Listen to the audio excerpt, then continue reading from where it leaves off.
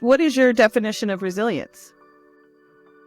The first thing that pops into my head is just to keep going. There's a lot of books that got written a few years ago about resilience that were about grit. Like you power through, you grin and bear it. All of that kind of vision of resilience is, I think it can be really damaging for some people because they feel like, why can't I be like that? And there's something wrong with me. I don't have that. And a couple of months ago, and I just saw this recently, but a few months ago, during the campaign, Robert F. Kennedy Jr. said something along the lines of, and I have the actual clip, but he said something along the lines of, I grew up and I had, a lot of good education and I knew a lot of people and everything. And that really helped me to kind of put up with the things that happened to me in my life. And, he was a drug addict and guys had a lot going on, right? And then he said he was talking to this group of like Blacks for Kennedy. And so it was like a little round table with, African-American folks that were supporting him. And he said, that's what we need to do for our children. We need to build resilience for our kids. And, if you give resilient skills to Black kids when they grow up, they're going to they're going to be like the Avengers. He literally said that, going to be like the Avengers. And all the racism is just going to bounce off of them because they won't feel it, because that's what resilience does for them. And I was like, that's completely the opposite of how I see resilience. And I thought, I think it's time to really define what resilience is, at least from a bounce back generation perspective. And number one, resilience is something that kind of gets stolen from you when you don't have a good childhood. So if you weren't safe, if you didn't have someone who was there for you to help you out, if you didn't have good coping skills, you didn't learn about yourself, you didn't have a sense of self, you didn't belong anywhere, nobody listened to you when bad things happened to you, those things in themselves are traumatic. Now, if you had those things growing up, then you have a higher chance of being resilient. If you had a safe place and people loved you and you're protected and you belonged and all those things. So that's really the place that I'm coming from, is that resilience is something that can be built into kids if they have a good childhood, but it's not a substitute for the good childhood. And if they don't get those things, it is the trauma that they experience. And then giving themselves those things is what makes them resilient. So those are the building blocks that we talk about, those 6 building blocks. So if you got them when you were little, you're probably going to be more resilient than someone who didn't. If you didn't get them, you're going to be traumatized because you didn't have safety. Somebody was abusing you, or you were neglected, or nobody taught you things that you needed to know about life, all that stuff. And then if you didn't get those things when you were younger, you can learn them now that you're older. If you're a teenager, you're a young adult, or you're 80 years old, you can always get those six things into your life. And that is exactly what we're trying to teach here. And I think stuff like what R.F. Kennedy Jr. said is really damaging, because it's telling kids, yeah, you were treated like shit when you were growing up, but, just get stronger to it. And then it'll just bounce right off of you. And that's not the case. Trauma, I think of trauma as like a sound wave that just, smashes into you and makes your whole body, reverberate, and it cuts your mind off sometimes. And then you're hobbled, for a while, and maybe for the rest of your life until you heal those things. So that's a long, complicated explanation for what resilience is. And I think that's a big problem with what Bounce Back Generation's trying to do, is really give people that kind of depth of understanding. When I was playing sports, I think I always had a sense of, I think I always kind of had that sense of competition. And like, even if I'm not going to win, like I'm still going to play.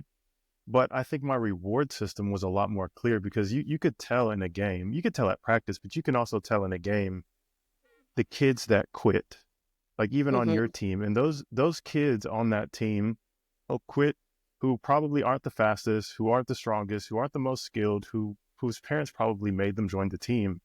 They're the first kids when things get tough, they stop. And Mm-hmm. what you said made me think of those kids. They they don't have a reward system. So even if we do pull it off, we win the game, they're not going to be celebrated. They still have to get picked on. They still get the short end of the stick at practice because they're not the fastest or they're not the strongest, and they want to quit and they have no reason to play. And I think I enjoyed a certain amount of privilege when I was playing sports because I was, hate to say it, not to brag, but I was naturally good. The Mm-hmm. coach tended to like me. But a lot of those other kids didn't have those things. And what you said that really kind of sparked my interest was resilience to what end? So like Mm-hmm. if you grew up with good parents, you grew up with these building blocks, then the world is kind of almost yours. It's like, you want to be president, go be president. You want to do good at school, just get good grades. You know, you want to play sports, go ahead, you're great. Mm-hmm. But for kids that don't get to hear that and don't have the building blocks, I think it's great to know that you can learn those things, but how do you instill that reward system in them? Or how do you instill, like, what are you going for? Why? Because I picture those kids on that team with a face of just like, why would I even try? Like, I might have the tools. Yeah, I can run. Yeah, I can do practice, but like, why am I even here? Like, how do you give people that vision?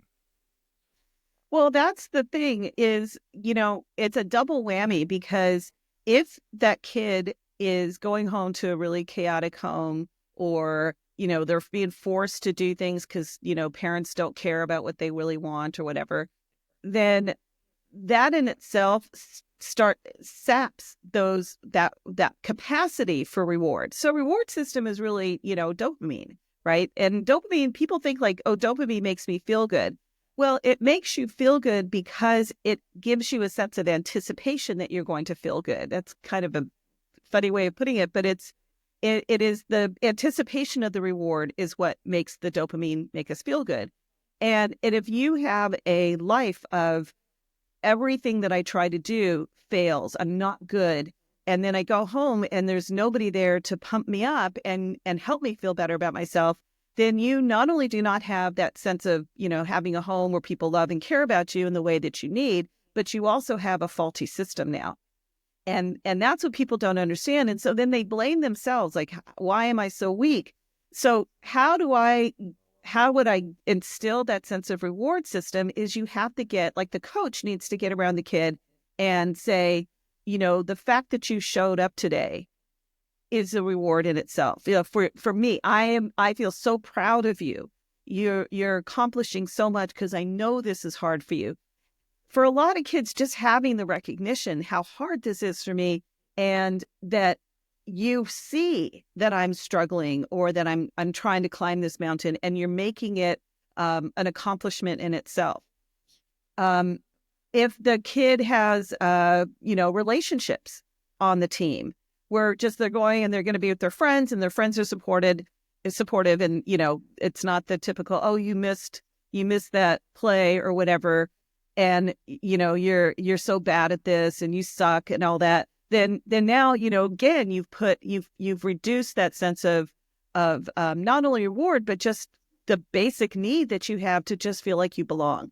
So this is what I'm trying to show, is that that trauma builds upon itself, and every time you miss out on those six really important things, you are going to feel it not only in your feelings, but now your brain is going to adapt to that. Oh, okay, don't ever expect anything because it's never going to work out and people are not going to treat you well. And you just be careful of everybody. And now you start to bring layers and layers and layers upon yourself of things that are going to hold you back. I think 2 nights ago, my son, he's about to turn 3, but he so recently he's learned that he can open up his door. So in the morning he can kind of open up his door, he can go get a snack, he has a little bit of autonomy. But for the last, I want to say almost 2 weeks, he's been difficult. I'll say difficult. And I think it's because we've been doing a lot. I've been working a lot. There's just a lot going on, and I don't think we've been able to give him the time that he really needs. So 2 nights ago, he wakes up from his nap. It's like, I don't know, it's maybe 5 o'clock. And he says, like, I can't open up my door. And he's throwing a tantrum. He can't open up his door. And my wife is like, well, you know how to open your door. Just, open the door. You can do it. And he's like, no, I can't. He goes into like another stage of his tantrum. He just keeps escalating. And so my wife is there for like 10 minutes trying to talk to him. And he just keeps going back in this loop of like, I just can't open my door, or I can't see, or I can't hear, I can't do it. Mm-hmm. And she stays there for, I want to say almost 40 minutes, just talking to him. And then after a point, I'm making dinner and I'm like, okay, well, why don't we take, why don't we switch off? And it's almost like, kind of prison guards switching off. So like she gets up from the door and then I go sit at the door. And now we're there for like 20 minutes and we keep going in this loop where like he calms down and then I'm like, okay, well, how about we try opening the door now? And he's like, no, he just keeps going into this tantrum. So then I'm like, okay, yeah, it really sucks that you can't open your door. And he's like, yeah, it really sucks. And I'm like, you can't see the doorknob? He's like, no, I can't see it. And he's crying. He's like, I want mom to just open the door. And I'm like, well, mom's eating. She can't do it. And this is just a bad situation, isn't it? And we spend maybe 10 minutes. I just keep almost just saying like, almost like, yes, you're right. Like, you can't open the door. Like, and I feel sad with you. And after a Mm-hmm. while, he calms down. He doesn't start the tantrum back up. And I realized every time I told him that he had to do it, or every time like I was pushing him to do it, he just go back in the tantrum. So I just stopped. And then he stopped. And then he turned on like a light on one of his toy trucks. And he was like, oh, like I can see. And I'm like, oh, you can see. And he's playing. I can see him. Like, this is the first time in like an hour. Like, he starts playing around the room. I can hear him. And he realizes like he can see the doorknob, and I know what it's like in his room when it's dark. You can still see because he has a nightlight. But I'm like, okay, well, what if I go get a flashlight and put it under your door and you can see? He's like, yeah, can you go get a flashlight? And I go get a flashlight and I'm like, oh, it doesn't have batteries. Like, I need to put batteries in. So I go get some batteries. I'm like, okay, Mace, I have the batteries. I have the flashlight. And he's like, okay, cool. And he opens up the door and sits down with me to try to put the batteries in the flashlight. It, and I know this is a long Oh, story, suddenly he could open the door. but it made me realize it wasn't about the door at all. It wasn't Mm-hmm. about us telling him about the door. It was just about taking that time to just connect with him. Mm-hmm. And he just wanted to spend time. He wanted to be able to feel his feelings, and he kind of just wanted to do an activity. And he Mm-hmm. didn't want it to be about opening the door. He didn't want the pressure. And I think back to, those kids on the football team or the basketball team, or just the people that I coach, who the answer is pretty obvious, but a lot of people just don't have someone there to just be with them and not try to Yes. put pressure on them or not expect anything out of them. What a great story. And that's something that if he doesn't actually remember it, he will remember it like in his fiber, because what you showed him was, I will be there through your difficulties. I will work through it with you. I won't solve it because I believe in your capacity to solve it. So what a gift of coping skills, and he had to go through his tantrum. He had to feel what that felt like, and then be able to pull himself out. That's why a lot of child development specialists will say, at some level, you want to let them tantrum a little bit, because they need to be able to understand, where is the switch? Where do I reach the switch where I can turn it off and I can get back into my brain? Because a tantrum is basically, your nervous system is out of control, and you have to learn and when your nervous system is out of control, parts of your brain shut down, so that you can just be, in the moment, in your rage, or, running away or whatever, like a fight or flight thing. And then to be able to get back into your brain is a task. It's really hard. And I see adults who regularly have a problem getting into their brain and start thinking. I mean, you see it all the time on social media, somebody going crazy on somebody for just, stupid stuff. you cut in front of me in line in Costco, or you took the outfit that I wanted at Target, and then they just inappropriate rage or ridiculousness. And so teaching somebody how to do that is that's part of these building blocks, coping skills. You're not born knowing how to do that. You need someone to walk you through that. And it's like kind of walking through, like literally in the dark, walking through a dark forest, but you've got somebody's hand to hold you as you're going through that. Now, think of how debilitating that is for a kid who not only doesn't have that, but maybe is in a household where the cruelty around them is causing them to be sitting in the dark by themselves, or being punished or physically harmed or things like that. It's just the blockages that it puts in front of a person's development is extraordinary. And then no wonder it takes us our entire lives, and sometimes not even the entire lives, to get over it. So that's why resilience is, and understanding resilience as a process of human beings helping other human beings. Those building blocks, almost all of them, require the help and assistance of another person. A child can't keep themselves safe by themselves. Of course, you need another person for relationships. You need another person for belonging. A child needs someone to teach them how to cope.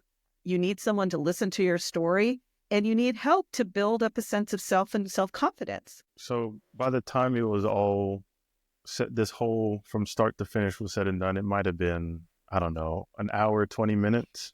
Wow.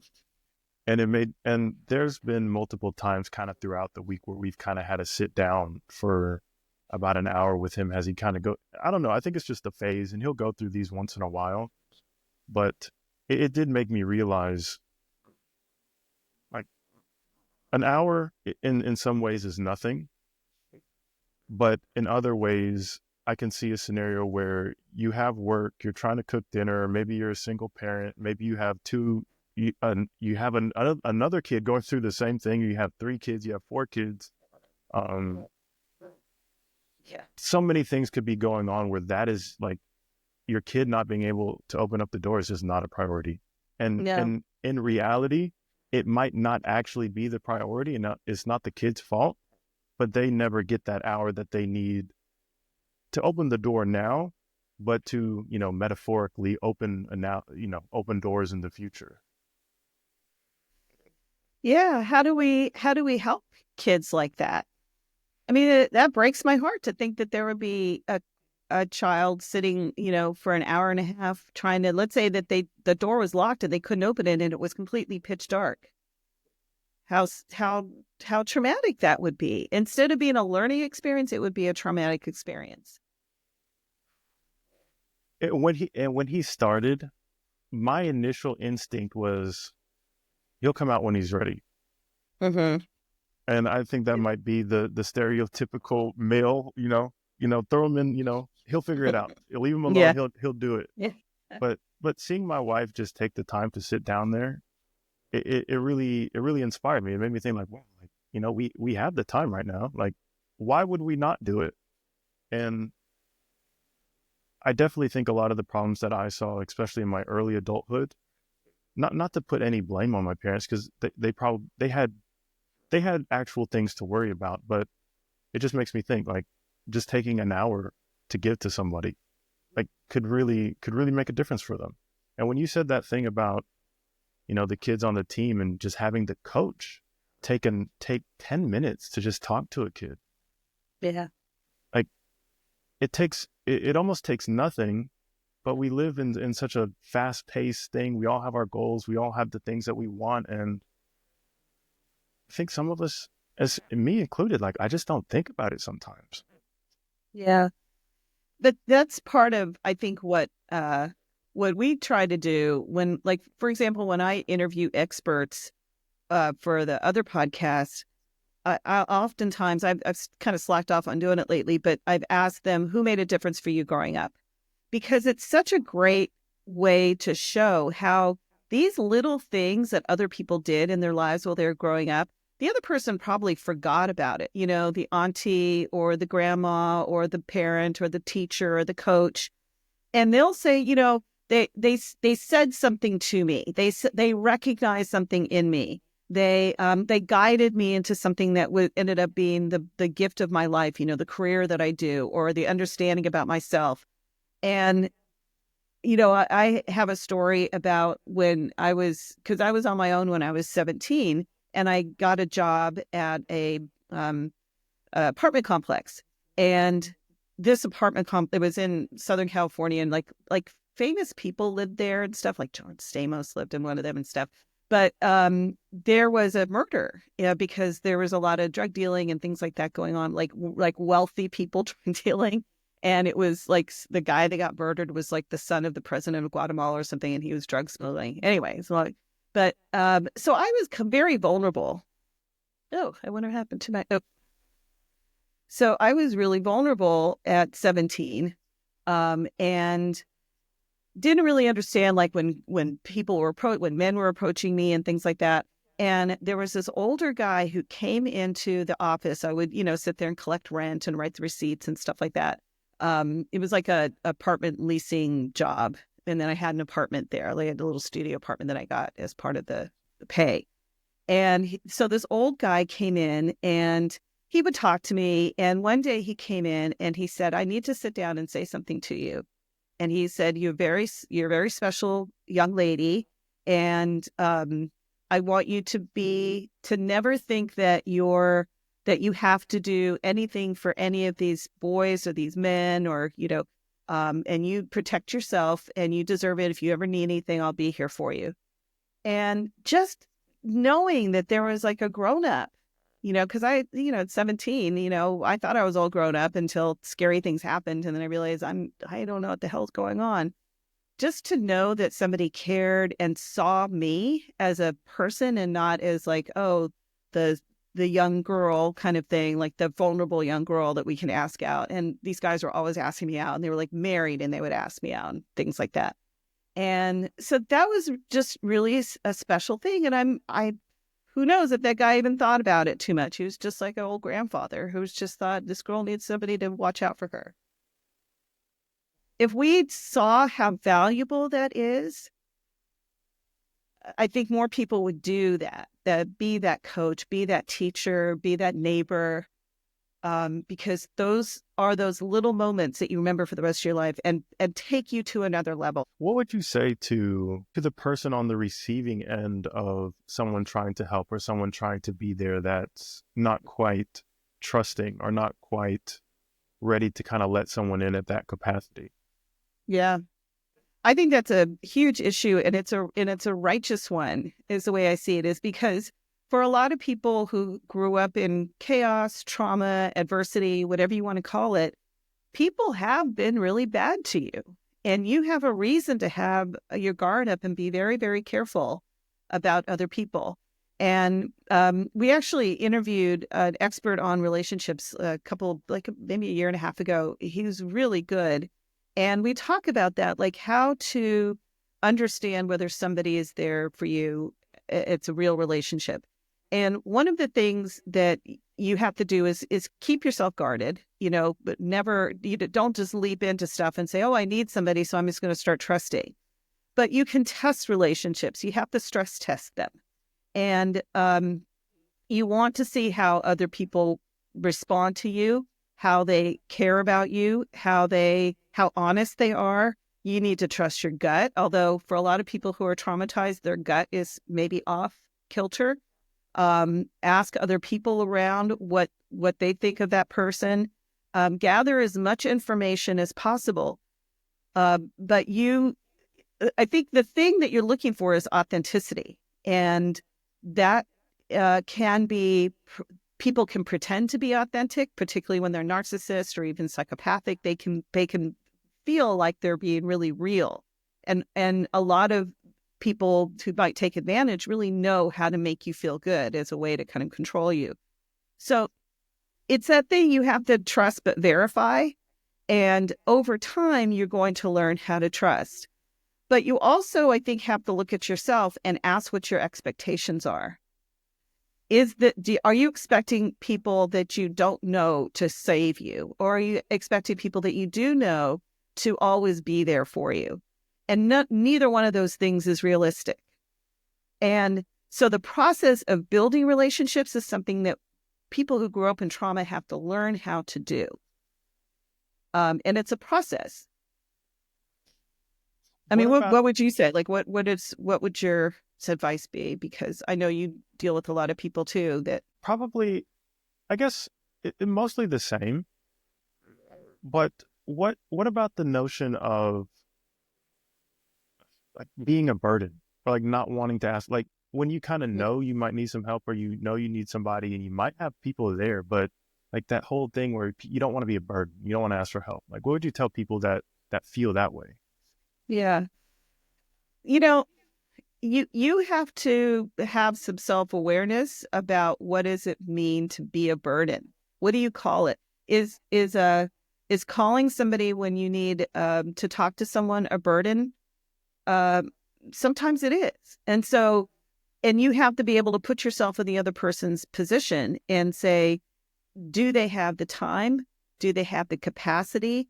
Do they have the inclination to help me? And and if not, then you need to go. This is why professionals are around. That's why you seek a professional coach, a professional therapist. You use the resources that are out there because they can take that. There's in terms of what the things are that are wrong, there are big things that are wrong. Like I want to hurt myself. That's a huge thing to take to your friend that you've been friends with for 3 months, right? Yeah. Who doesn't have that skill and they're going to be like, you're putting so much on me and I don't know how to handle it. And they may try, they may do their best, but at some point they're going to be like, I can't. I have a story to tell. This woman that I met, her and her husband, while I was working at that place that I mentioned, um, the apartment complex, and they had a terrible, terrible tragedy happen to them. Their children, they were in a car accident, and their 2 children were killed in the car accident. And the wife just glommed on to me that she needed a person to talk to. She needed a friend. And like I said, I was 17, maybe I was 18 by then because I was there for a few years. And I wanted to be that person for her. And I did for a while, and I listened, and she would cry, and it was fresh. It would only happen a few months before I met her. And then one day she came to my apartment and knocked on the door, and I pretended like I wasn't there. I just couldn't. Like I just emotionally, mentally couldn't do it. And that didn't mean that I didn't want to help her. I couldn't. It was too much to put on me. So I think when you need somebody, you need help, you need to be appropriate on where you're getting that help from. And just because somebody can't help you or hangs up the phone or doesn't answer your phone or ghosts you, it doesn't mean that you don't deserve that help. It means that you've overwhelmed that that person's capacity to help you. Go to the professionals. And then you can start, once you go to the professionals, and you can start to ratchet it down to maybe you don't have to talk about the death of your 2 children. You can get help for that. And then have that friendship where we could go to the movies or go out and get dinner, be there for each other, go shopping together and have fun to kind of lift your spirit. So figure out what that layer is. I think as a, I don't know, I'm from coaching people, I've realized it might not be all the same for everybody, but maybe 10% of coaching, at least for me, is like what I actually know. And like 90% of it is just listening and asking Mhm. some questions. And typically not even like super out of the box questions, just the obvious questions and just letting somebody speak and then asking like the next question. But I do realize outside of maybe a professional setting, or, if you go talk to a counselor, you have somebody at school who's more or less paid to be there.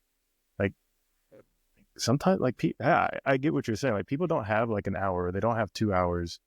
And especially when there's not that professional relationship, if it's personal, then like you're also kind of invested in this person. Like you have some sort of Yeah. relationship. Like honestly, like it's way harder to take that hour and 20 minutes with my son than it is to talk to a client because like I still have to live with you. you're my responsibility. How this conversation turns Right. out is going to affect quite a bit. But what would you Yeah, say? you might be living that conversation out when they're 18, right? So you got to deal with it now. But what would you say to, I guess, to people kind of on the flip side, the people that are being reached out to that might not be professionals, but still want to do what they can, but don't have the capacity to really help somebody that much? I would throw it back to you because you're like a master listener and you know how to ask really good questions. So I would say, what is your technique? Because you have it. I'm more of a blah blah blah blah blah, and let me tell you about me, and you don't do that. You're more like you quietly listen in a really absorbed kind of way that helps people to feel like they can open up. My dad told me something last year about, like, I don't know. He was saying like there was someone on his way to work, or like someone like whose car broke down, and like he stopped and like said, "Hey, what's up?" They went to the gas station, got some gas and whatever, and he just took the time to do that. And he's like, I didn't really even tell your mom when I got home. I just, just kind of went about my business. And I was like, well, how do you make decisions on like who to help, or like when to spend time, or like how you do that? Or like sometimes, I don't know, he'll slip me some money under the table, and he'll just say, hey, you just take that. And I asked him, like, how do you make those decisions on when to help people, or like to do that? And he said, like, I just do it in the moment. He was like, and as soon as I do it, I forget about it. He's like, if I have it to give it, I'll give it and forget about it with no expectations, nothing else. Just that's the moment, and I'm on to the next. And he said, when I don't have it, I can't give it. So I just keep going and I don't feel bad about it.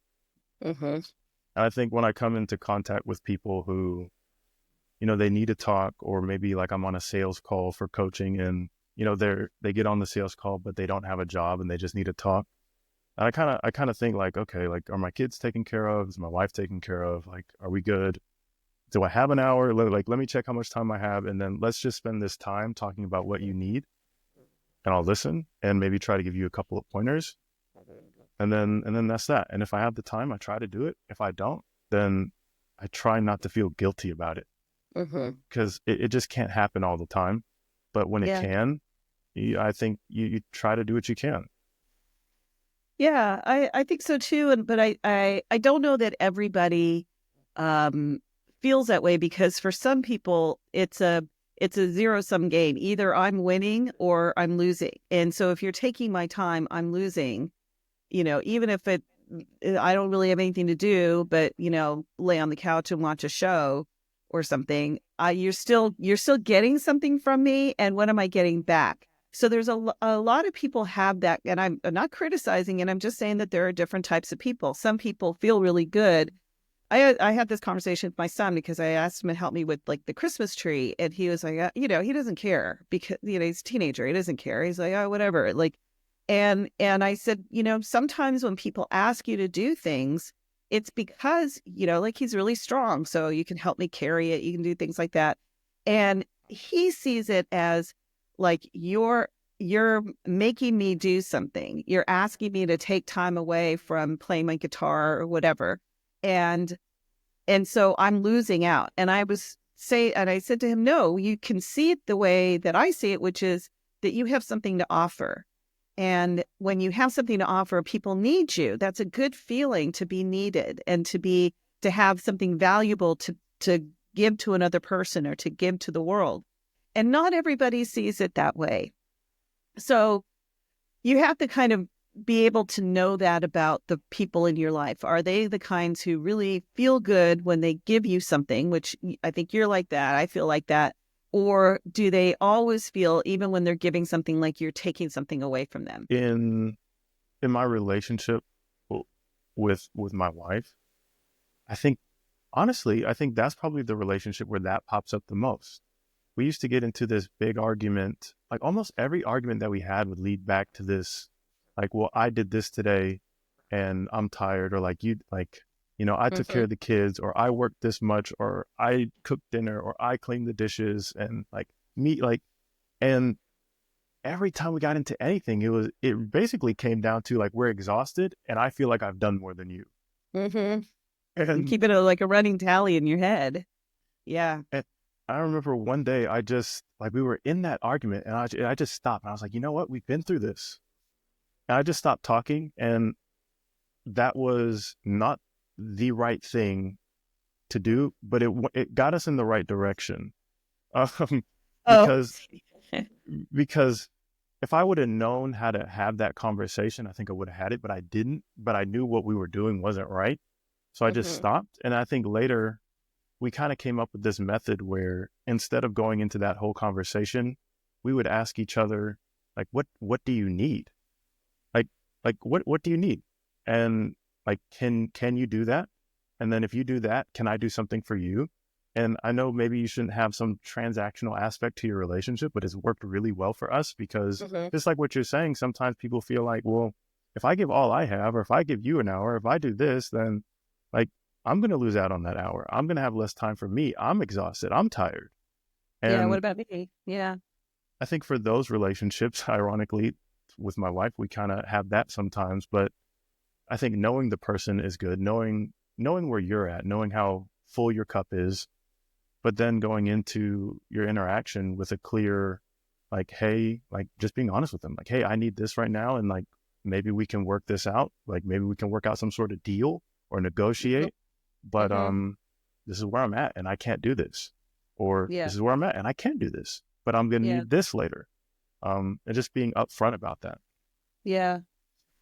Yeah, I mean, I have to say, I went to a dinner party over the weekend, and I hope they don't listen to this, but it's but I, and this is actually very commonly seen. I'm not married. I've never been married, and I see that when people have been married for a long time, there's often an agreement that the wife says to the husband, "Do X, Y, and Z," and the husband basically says, "Yes, that's what I'm going to do." And it's and there's always this kind of wry sense of like, I just keeping the peace, like, I'm gonna do. So a friend of mine's is retiring. He's doing like an early retirement, and I said, what are you gonna do? And he said, oh, my wife has a whole list of stuff that I have to do around the house. So he started, I have to paint this, I have to fix that, da da da. And she turned around, she was sitting in another part of the room, she looked at him like, yeah, you're going to do that, right? And I thought, why do you have to do that? He sounds like he's going to do it. Like, why is it? So I think there's um, and of course, I think on the other end, there are men who just think, where's my dinner? Cook me what I want. And how come the house isn't clean? And, why are the kids not taken care of? So I think it's, again, that kind of male female thing that goes on sometimes that, you have to contend with as well. I can definitely see how the transactional thing can get out of control because like when I say that I mean like I'll cook dinner and maybe you clean up the house or like I'll brush the kids' teeth if you can change their diapers and just kind of like on a day-to-day basis like that. But I've also seen in my parents' relationship how like one responsibility falls on one person and the other falls on another person and they both resent that Yeah. responsibility. And so even though it's a transaction and there's a trade, even if it's Yeah. not talked about or consciousness, it just breeds a lot of resentment. And I think no matter what it is, whether it's a relationship or like we were talking about with people who might need help or the people who give help, just being very honest and upfront with people about what you can and cannot do. Yeah, and so let's bring this back to that person who has the trauma, needs to build resilience, needs to make connections with other people because people who have had trauma need help. And being able to find help from another person can feel really daunting. And so there's all these elements you have to think about. Is that person qualified? Are they going to expect something in return that you can or can't give? Are you willing to give what they want? Do you know what they want? Do you have that insight into them, or are they going to expect something that you don't even know that they're going to expect? So it can be really complicated, and that's why you know, I think there's a lot to be said to going to the professionals and starting there, and then they can help you to kind of piece out what are the elements that I can go to other people and get help from. Like I said, like if that friend who had the tragedy happen with her children, if she had gone to a professional and then came to me and said, I just need to go out sometimes and have fun, I'm there, right? Or I just need to, once in a while, just, be okay. You be okay with me, having a moment where I have a quick cry and then I move on. I could deal with that. So being able, I think it feels complicated, but it really isn't. You got to know yourself. You have to start getting to know yourself. And again, knowing yourself oftentimes requires talking to somebody else who is a good, can reflect things back to you. So you had talked about in your coaching, sometimes just sitting and listening and then not having like the most insightful questions, just, questions like, how does that feel? Or are you willing to do something about that? Or is somebody helping you with that or whatever? But these very simple questions can just allow them that space to tell their story. That's the storytelling building block, just talking things out. And a lot of times talking things out gets you to the point where you start to understand yourself. But I'll tell you one other thing that I think is really interesting, and that's the internal family systems therapy. Do you know about that? Yeah, you've told me about it. Yeah. So that's where you look at yourself as having lots of parts. And you might have a childish part a childlike part that, is still carrying some of the trauma or the pain from your childhood. You might have a teenage part, or you might have a part that's a different gender or has a different style of personality than you do. And so a lot of people think of that as, the multiple personality disorders. So that's something where it's an extreme. And you definitely do need to go and talk to somebody. But a lot of us just carry a lot of different sides to ourselves. And so one of the techniques for that is to stand in front of a mirror and just talk to yourself, And I have a friend who has been doing that since he was, 20. And it's really helped him to just kind of have that conversation. Like every once in a while, he'll just say, I just had to have a conversation with myself in the mirror and get myself straight. So For me, that's meditation almost. Mhm. Just kind Mhm. of kind of getting the getting kind of just like the noise and the mess just away from you for a second, so you can Mhm. just kind of let in.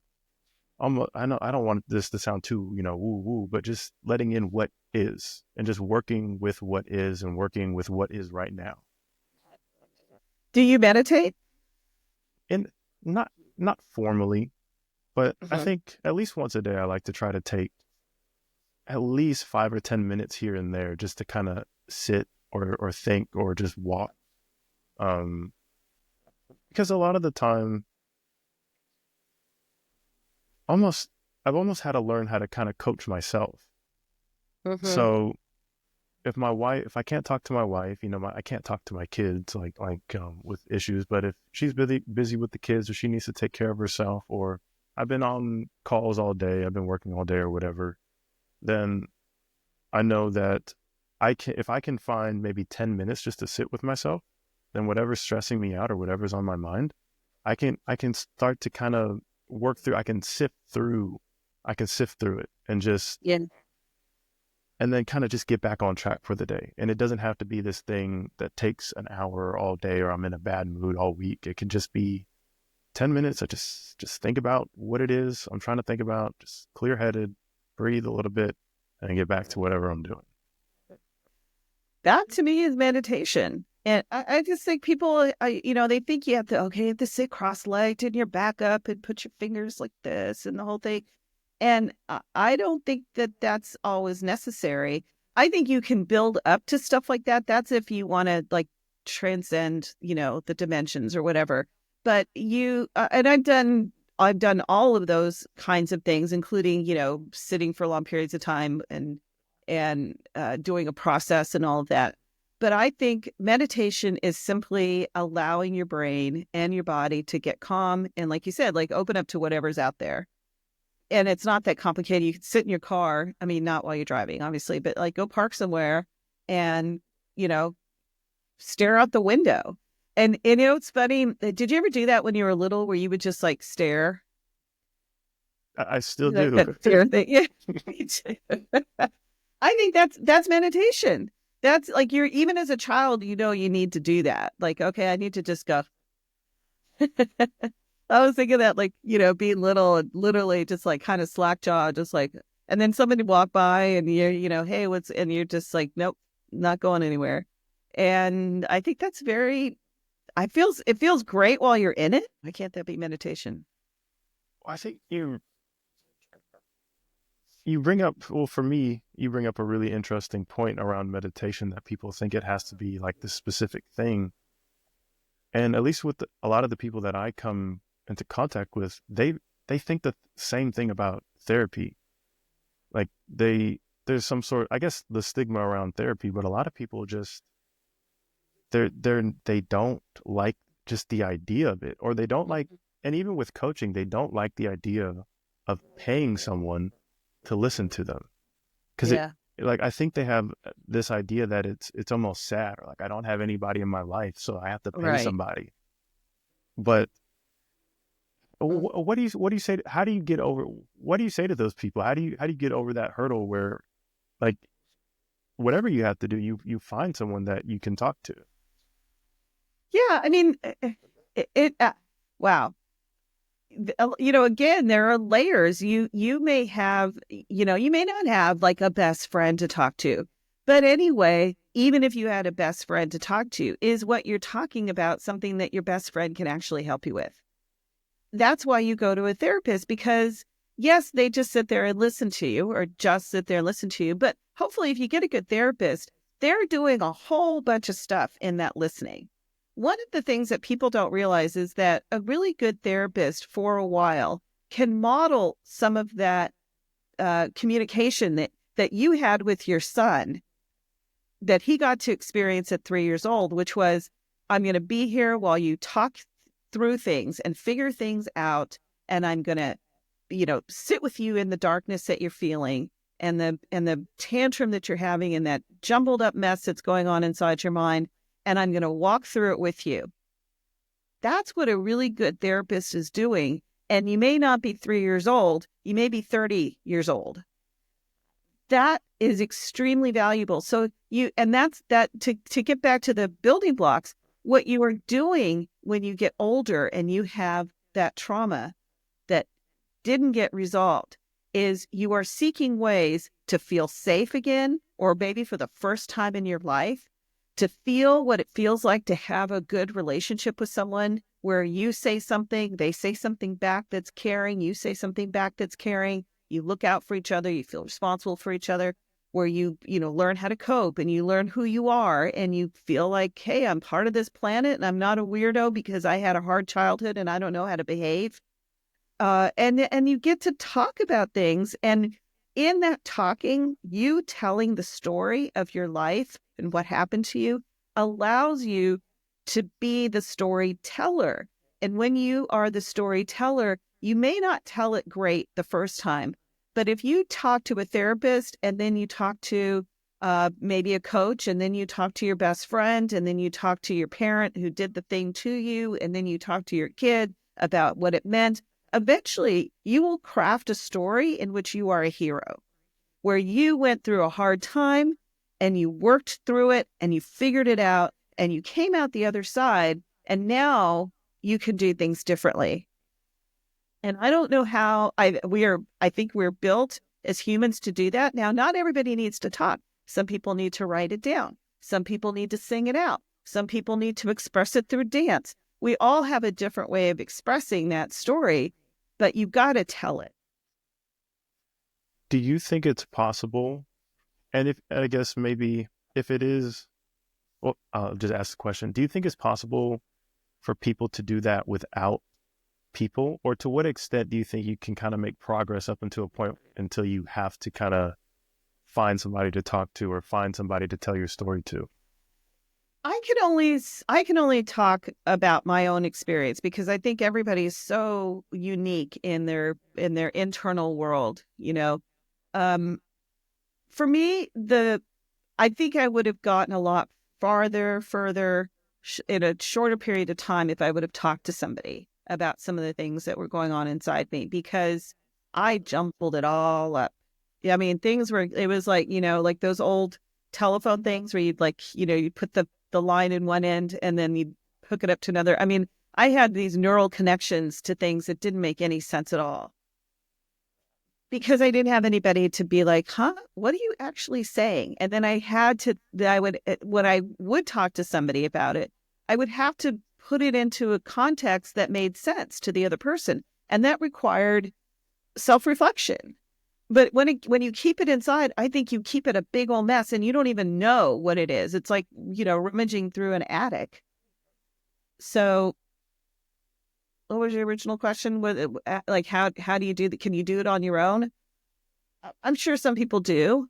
I think if people who write can do it on their own up to a certain point, probably, maybe all of it.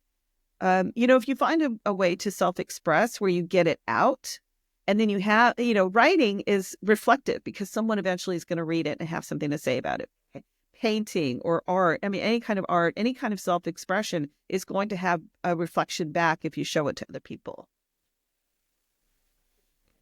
But yeah, I don't know. I can't say that for everybody you have to talk to somebody, but I would guess that for most people we need other people. I mean, can you live on an island and only talk to yourself? Not happily. I think there's a certain amount of progress you can make by yourself. And I think almost by necessity, there has to be a certain amount of progress you make with yourself. And this is something that I learned from Bounce Back Generation. It was it was some project that we were doing. It might have been a book that you sent me, but it was, I think it was, you know, The Body Keeps Score that you Mm-hmm. sent me, saying that sometimes you have to get to a place, or like therapy can't help a coach, like nobody can help you really until you're at the point where you're comfortable enough to let somebody help you. Mm-hmm. And I think that's like, you can do all that work on your own, but eventually, like, it's not just you on that island. Like you have to go to the grocery store. You have to go to school or go to work. Like, you're going to need some level of integration into some sort of social circle for whatever healing or whatever progress you made individually to actualize itself in like broader context. And I think a lot of healing comes from that integration. Have you ever been to a therapist? Have you ever gone that route? When I think maybe when I was in middle school, my parents tried to get me to go, but I was kind of in the mindset of, I was you know, like a preteen teen boy. I didn't want to talk. I was not going to talk for anything. So Mm-hmm. I Mm-hmm. sat there for the hour while he asked questions, and I said, sure, yeah, no. Mm-hmm. Um, and that was my experience. But it was also because he was he was 60 years old. You know, he was balding. He big old leather chairs, like a almost felt like a lounge room where we should have been like smoking cigars, and it just like I like that's not the place I was. That's not the place, and that's not the person I was going to open up to. Yeah. Yeah, you know, it's unfortunate because I think a lot of people have that image of, you know, you go and you lay down on a couch and then somebody asks you questions and you answer it. And for some people that's okay, but you know, there's some really great therapies that are different. You know, like you go and you do something, you play chess, for example. And then if something comes up, you talk it out, but you have something to focus on. I think especially for some people, they don't that kind of eye to eye contact is very uncomfortable, particularly when you're talking about stuff that has, you know, been bad for you in your life. But there's another therapy that I find really fascinating, and it's this type of play therapy. I think there's a particular name for it, but it's basically you get a sandbox, you know, and then the therapist has all of these like dolls and little figurines and, buildings and cars and things like that. And then you just like you were little, but like everything you can think of. And then you basically just get stuff that's interesting to you. And then you create this little world in this sandbox. And it's used a lot for kids, but it's very interpretive then. Then you can see like, hey, what's actually going on? And what they found is that it maps out what's going on in your brain. So there might be a kid who has like, the picture that I saw was the kid made like a big river, and then had on one side, there was a little figurine of a kid on one side. And then on the other side was like a castle and, grown-ups having fun and things like that. And it turned out that this kid was feeling very isolated. The parents were wealthy and they were kind of off doing whatever they wanted to. And he was stuck on the other side of this, kind of looking in from the outside to the world that the parents were in.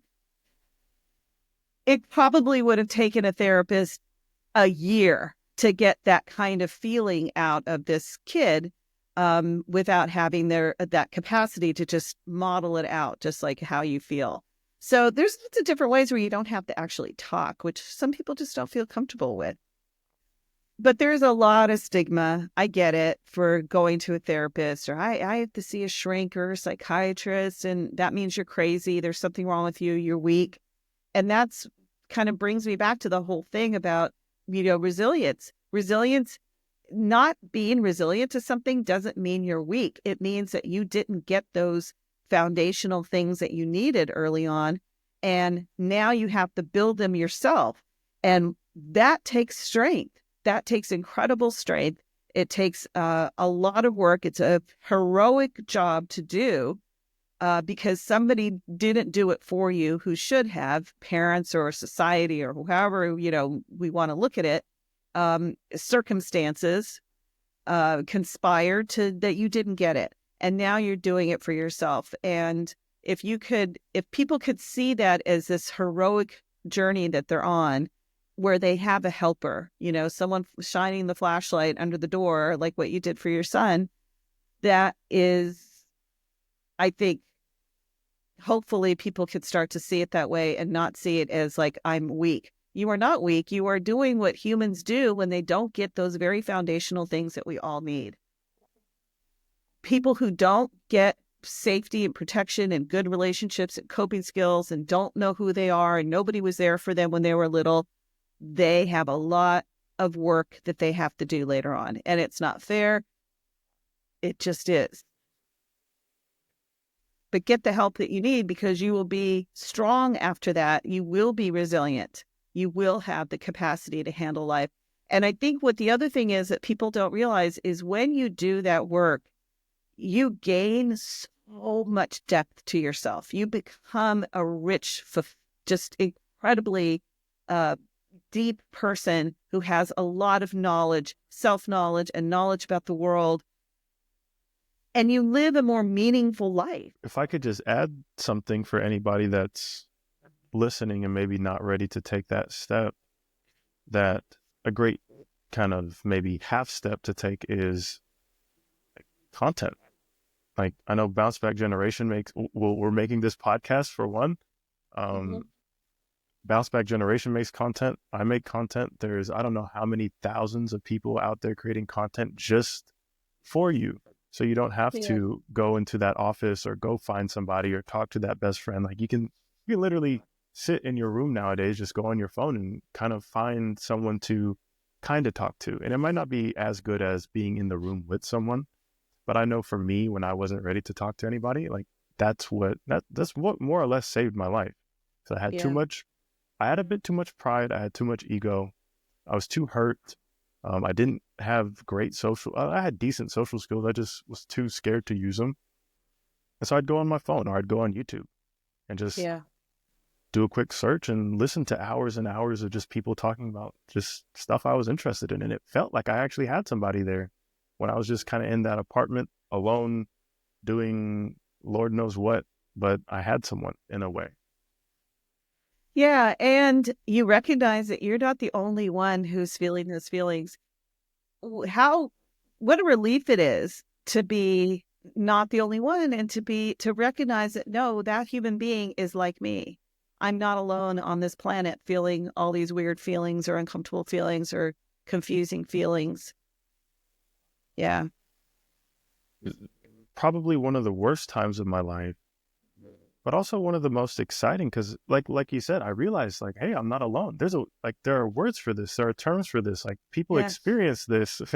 And I think just having that alone, just realizing like there are people here and there are like books I can read. There's all this stuff out here. Like it was so exciting to learn all of it and to connect all these dots and to have words for feelings and just that whole process. And maybe it's the same way for you, but that's a huge reason why I make content now because I love that. I still love it, and now I get to be kind of a part of it. And Yeah. I don't know, that's really exciting to me. It is exciting. And, you know, it is also the future of our evolution, I think, is that we share these kind of the depths of us, the things that we figured out, these kind of golden shining things that we worked on for a long time to sort out for ourselves. And I think that as we become more technologically advanced and more dependent on technology, you can't make those, you can't, it's so valuable. It's like growing a plant, you know, you can't, pretend it, you know, you can put fertilizer and you can kind of make it go along a little bit faster, but you can't make that thing. It's so valuable to work that hard and get to know yourself that well.